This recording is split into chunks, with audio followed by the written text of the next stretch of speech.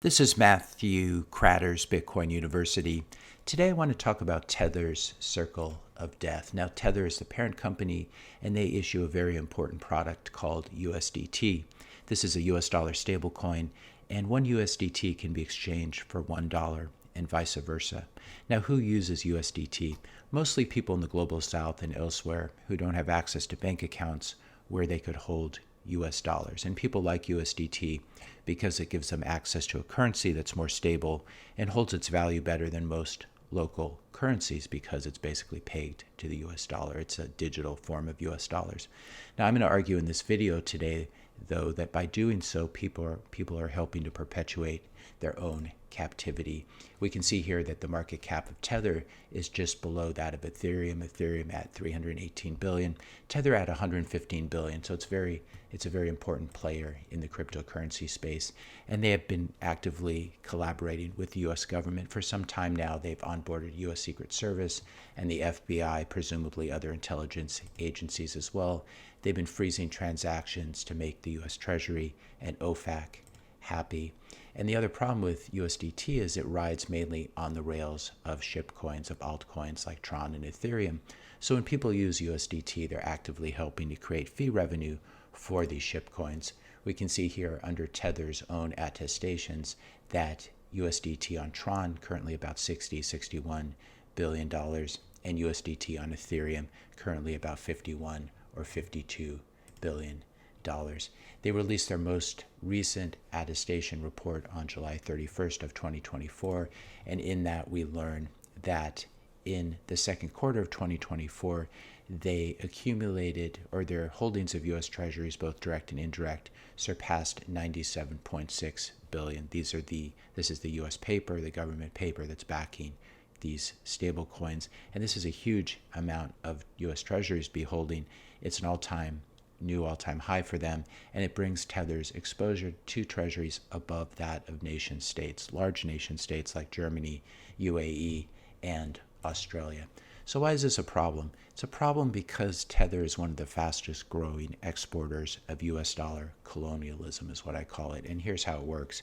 You first encourage more people in the global south and elsewhere to use USDT. More global demand for USDT leads Tether to buy more US Treasuries to back that new USDT, those new coins that are being issued. And then the issuance of more US Treasuries helps to fund US overseas adventurism, war, CIA coups, which hurt the very people in these countries who are buying USDT. It's a little bit like a circle of death. You buy our US dollar deathcoin, we'll use it to fund US government activities and covert activities. The US government will destabilize your country through war and coups, thus leading you to need more US dollars because your local currency has been destroyed, so you buy more USDT, and the cycle repeats. If you're finding this video helpful, I would just pause here to ask you to help out the channel. Please click the subscribe button. That really helps me with the YouTube algorithm. Leave a like, leave a comment, suggestion, topic for a future video, and share this video with a friend or family member. So here's the great irony. If you look at cryptocurrency usage in Latin America, for example, now over 40% of cryptocurrency transactions take place using USDT. This is also the part of the world that has probably been the victim of more US coups and intelligence agency coups than any other part of the world. 41 coups between 1898 and 1994, and many, many more, which you can read about in this Wikipedia article.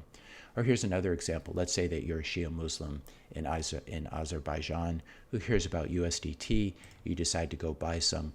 What you're doing is you're indirectly funding U.S. government war against your fellow Shia Muslims. We have J.D. Vance saying that we need to hit Iran hard if Trump becomes president. It gets even worse. Now Tether's taking some of its profits and investing them into government spy satellites via this company, Satellogic. So this is not a good constellation of actions or actors. And in addition, U.S. policymakers have figured out that they can use stable coins like USDT to help to offload U.S. toxic government sludge debt.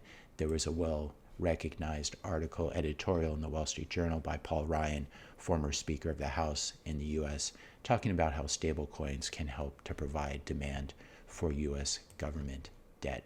Tether and USDT help to extend the network effects of the US dollar, thus helping to delay the Bitcoin revolution. I believe that USDT and Tether are a huge net negative for global Bitcoin adoption. And even worse, as we've seen in this video, they're actively helping to prop up US federal government finances and fund the war state. What's a much better and more ethical way to spread Bitcoin adoption? I would say onboarding people directly into Bitcoin. Don't give them USDT. Don't give them US dollars. Give them Bitcoin itself, as people are doing in the circular Bitcoin economy of Bitcoin jungle, and in fact all over Costa Rica, as we can see here from this map. And if you're not following them already, I would encourage you to follow Bitcoin jungle. This is a great Twitter account, and you can see what's going on with Bitcoin in Costa Rica. If you enjoyed this video, be sure to hit the subscribe and like buttons. Hit the notification bell if you want to be notified when I publish my next video. And let me know your questions and comments in the comment section below. Thanks all for watching, and I'll see you in the next video.